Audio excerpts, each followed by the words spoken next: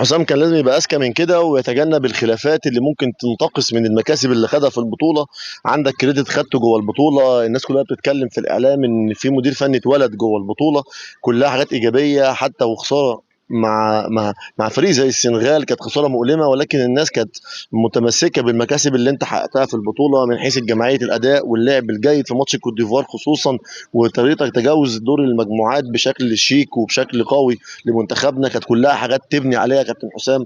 ما ينفعش ان انا احول الموضوع لكلام خارج الكوره واتكلم في حاجات كتير وانتقد الناس اللي انا موجود في بلدهم، حتى لو كان هم عندهم فعلا التقصير ده، حتى لو انا بتكلم في حاجات دقيقه داخل البطوله من حيث التنظيم بوجود يوم زياده للمنتخب المنافس. كلها حاجات اقدر اتكلم فيها واعتمد على وجهه نظري في المؤتمر الصحفي كاسباب من اللي اثرت عليا من الناحيه الفنيه، لكن ما اعتمدش على ان انا اتكلم في اي حاجه تانية. حتى وان وقعت تحت استفزاز مثلا من عدد من الصحفيين او في عدد من المنتقدين ليا كلموني بشكل فيه شيء من الاستفزاز، انا ابقى ذكي ان ما اخسرش اللي انا كسبته، ما اخسرش الجمهور المغربي. وحتى لو في ناس كانت بتفضل صعود السنغال عشان تلاعب منتخب بلدها على المنتخب المصري، ده امر طبيعي. واحنا شخصيا لو كانت البطوله في مصر كنا هنشجع اللي ضد المغرب عشان بنحبش نلاعب فرق العرب شمال افريقي اللي ممكن تكون بتسبب لنا مشاكل على الفرق الافريقيه.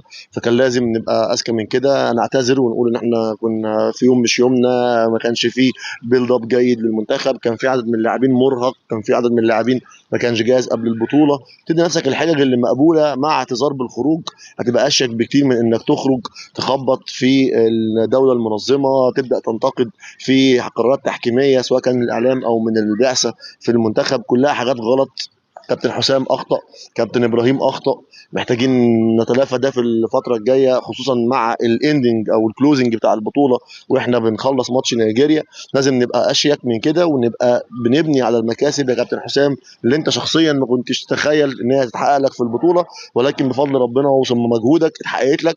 فخليك ذكي وخليك خاسر جيد، وفي من الروح الرياضيه الشياكه والرقي اللي يخليك حتى لو انت هتعمل استقاله من المنتخب تبقى خارج بذكرى كويسه وسايب البصمه بتاعتك الايجابيه من الناحيه الاخلاقيه ومن الناحيه الفنيه اللي الناس بعد سنين تفتكرك بيها او تقدمك بيها في اي مكان، سواء كان حدث او ايفنت افريقي او برنامج حتى في الكوره في مصر. يبقى دي البصمه اللي انت داخل بيها اي مكان، وده الارث اللي انت بتسيبه بعد ما بتسيب المهمه بتاعتك في اي منتخب.